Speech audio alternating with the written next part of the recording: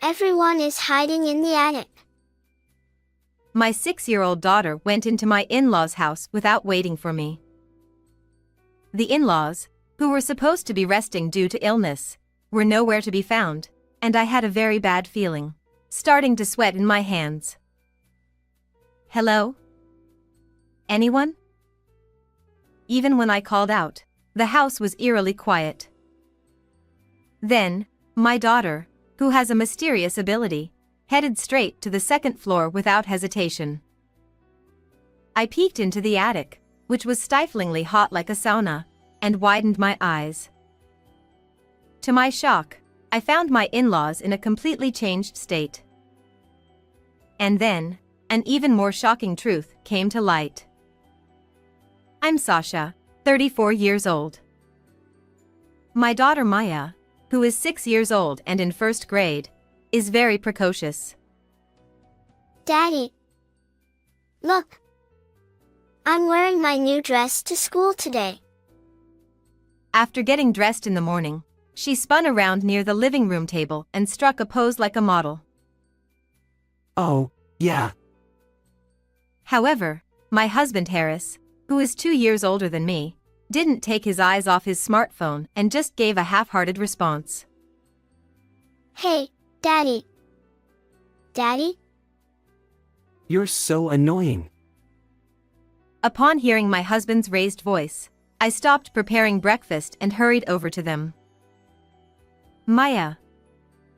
Daddy is busy with work, okay? And, daring, please talk to her gently. However, even when I spoke to him, he was glued to his phone and didn't respond. It's great that he's so focused on his work, but when it comes to parenting.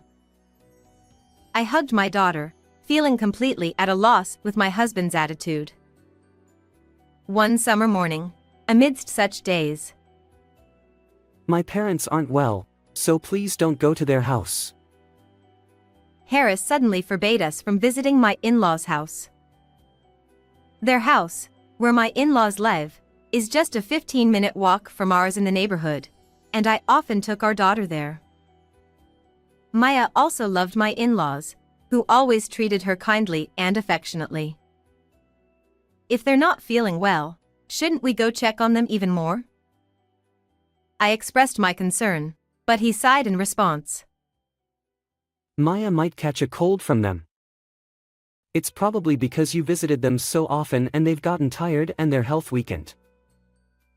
I was shocked and hurt as Harris glared at me with his snide remarks. My in-laws always said seeing Maya's face cheered them up. Anyway, I decided it with my parents, so just follow my decision. Got it? My husband asserted unilaterally, then returned his attention to his smartphone. Without making eye contact with us even once, Harris went to work. My daughter, wearing a worried expression, headed to the last day of the first term at elementary school. Around noon, Maya returned from school with her report card. She had good grades, so I praised her, but she looked gloomy. I'm going to visit Grandpa and Grandma. While stroking her bangs, Maya asked me repeatedly. Actually, Maya possessed a mysterious power, and it's a sign that something serious will happen when she does this gesture.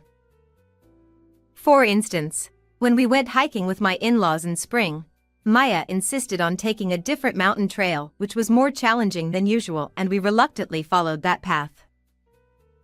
It turned out we encountered a lost hiker by chance.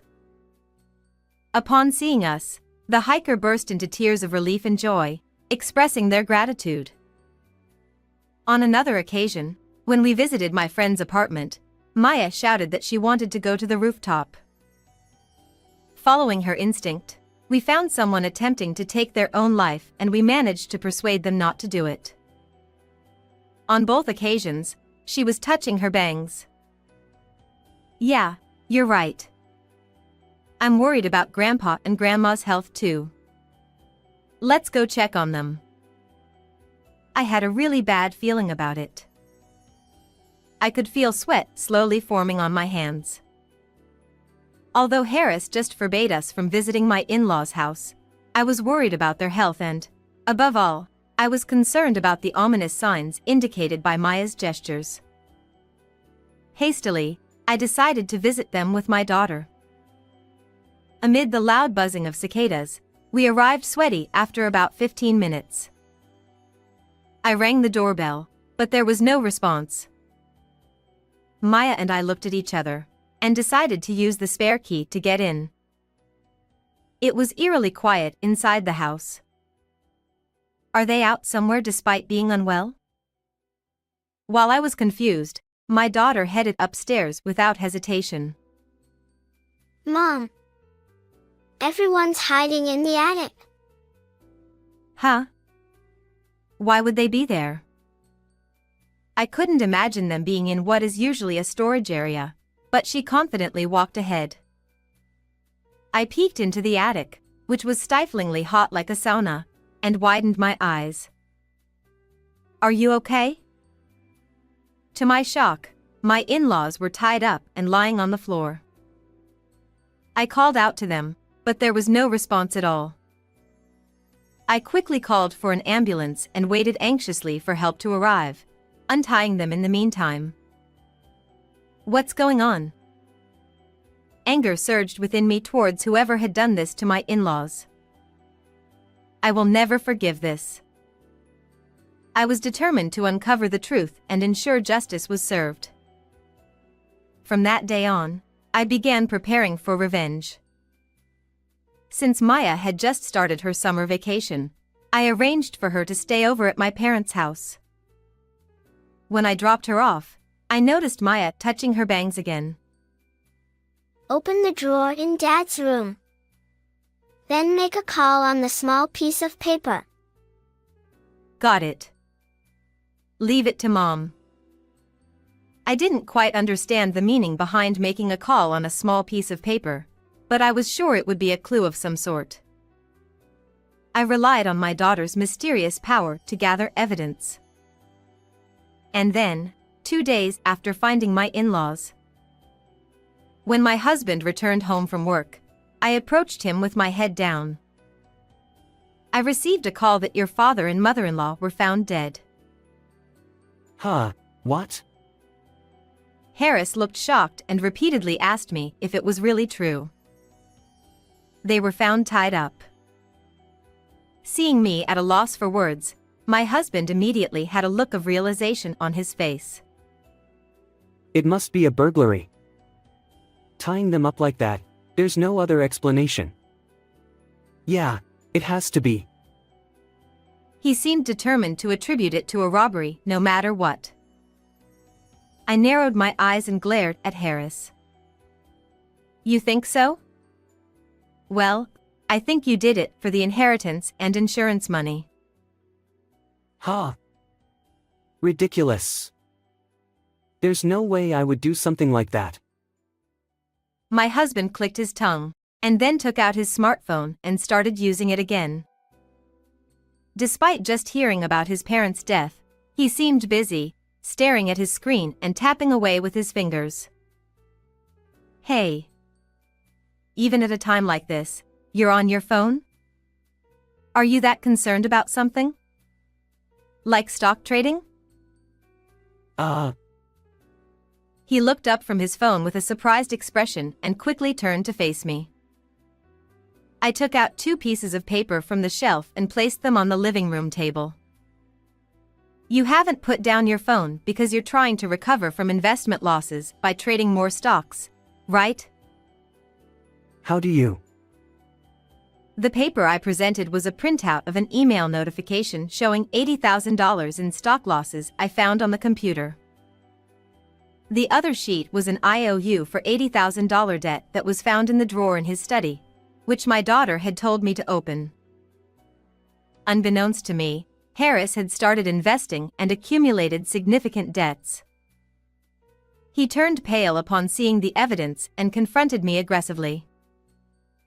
Is it a wife's job to snoop around in other people's things? Huh? Well, if you're going to say that, is it a husband's job to go fishing around for other women and cheat? Actually, while I was going through his computer records, I found evidence of Harris's infidelity. Emails, photos, schedules with his mistress, and more. When I found the evidence, I felt like I was going to collapse. At the back of the drawer, there was also a business card from the woman he was seeing, and it belonged to a shady place. The small piece of paper Maya had mentioned was the business card. I stared at my husband, then pulled out the stack of printed emails and photos and thrust them towards him. You have so much debt and have a mistress. You planned to start over with the inheritance and insurance money, didn't you? But to my surprise, Harris started laughing. Wow, you managed to dig up all this in such a short time. Quite impressive for someone with too much free time. Were you also after my parents' money? He seemed to misunderstand, thinking I was happy about my in-laws' death and looking for inheritance-related documents. He sat down heavily on the sofa, crossing his legs, and smirked. Well, you know, a 20-year-old young and beautiful woman got obsessed with me. And I'm starting to get tired of an old hag with a kid. He had a lewd look on his face and started talking nonchalantly. He looked so pleased, even puffing up his nostrils, that I couldn't help but feel utterly disgusted. I failed in investments, but I can wipe that out with the inheritance. It was a good lesson for me. It's a fresh start. He couldn't even cover his own losses, yet he was confident and showed no sign of remorse or reflection. No way that's acceptable. I shouted angrily, but Harris just grinned smugly, looking triumphant. There's no proof I did anything to my parents. It's only natural that the inheritance comes to me. Is there something wrong with that? My husband started getting cocky and joking around. It's all completely wrong. A thundering voice echoed through the house. Harris turned around in shock, and there was my father-in-law standing there. Dad! Seeing his parents, whom he thought were dead, Harris shrilled and panicked. The day after you left your parents in the attic, I found them and saved them. Your father has been hiding in the living room, listening to everything. Knowing his parents were alive, Harris turned pale. With his parents as undeniable witnesses, he had no way to escape the consequences of his actions. After they were taken to the hospital by ambulance, they were saved thanks to medical treatment. Then my in-laws told me the truth. In the evening the day before I found them, my husband visited his parents' house and called each of them to the attic individually, saying he needed to talk to them. First, he tied up his mother and hid her when she was alone, and then he did the same to his father when he returned home and left him on the floor. It seems Harris intended to finish them off with a knife or something, but at that moment, he received an urgent phone call. He made a displeased expression, and said, It's summer anyway, they'll probably just die from heatstroke. Then he tightly gagged them to prevent them from calling for help, and headed to work. My in-laws tearfully recounted this to me. Surely, if they had been found just a few hours later, they might not have survived. Before talking to the police, I really wanted to hear your true feelings directly. I never imagined you were such a dirty coward. Exactly. You have no idea how much they were suffering when I found them. Harris started trembling as both his father and I blamed him. He must have been afraid of getting caught by the police. While we were trapped, your mother looked lifeless, but I couldn't move. I felt so useless. And yet, you were too busy cheating. My husband curled up under his father's yelling, which was so loud that it felt like an earthquake might be happening. But I won't ever meet such a wonderful woman again. I just wanted to see her one last time before getting caught. At this point, Harris started crying. still thinking about his affair partner. Right. It's too soon to feel so down. Why don't you call her? When I suggested this, my husband picked up his phone as if it were his last hope. However, when he tried calling his affair partner, a message played. The number you have dialed is no longer in service. It became clear that her number had been deactivated. Harris didn't give up and called the shop, but the manager told him that she quit and abruptly hung up on him. My husband looked dumbfounded, clearly not understanding what had happened. Actually, yesterday I contacted the woman to confront her about the affair.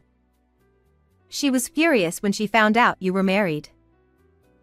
When I explained in detail how Harris's affair partner had cursed him as a damn bastard and sounded furious over the phone, he widened his eyes and froze in shock.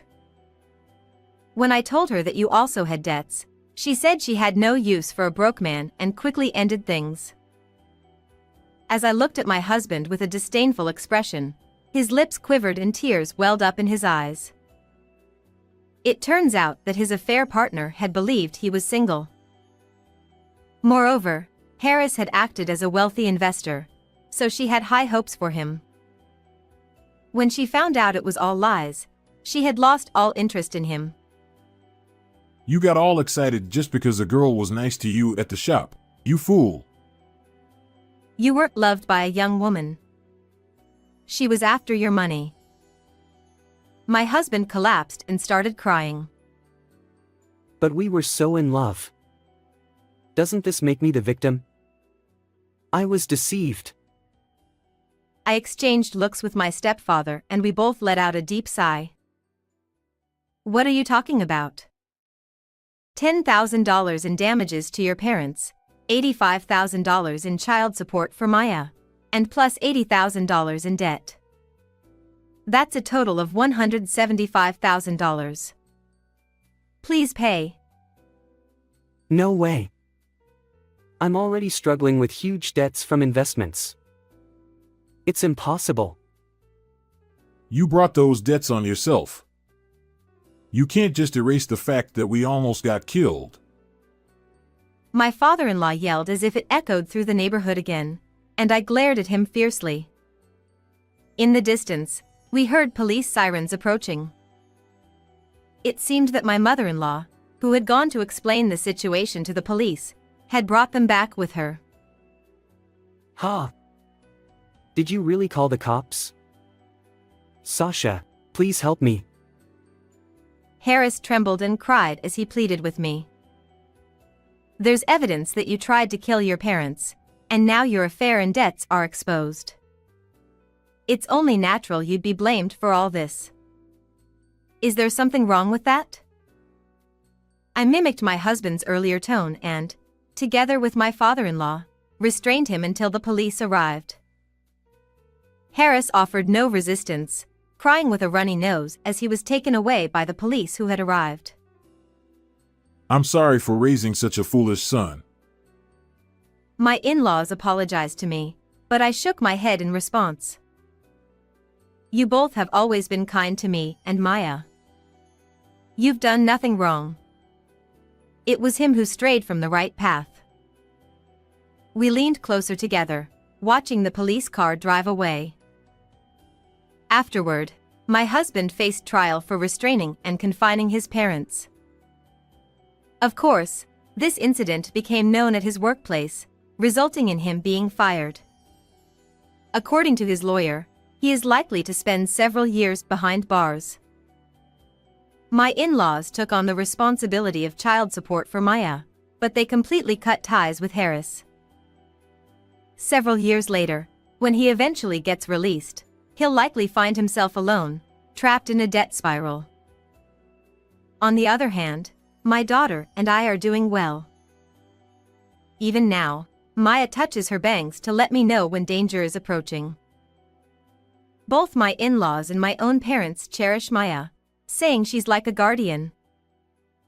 I'm determined to continue protecting my daughter, who has protected our family, with all my strength.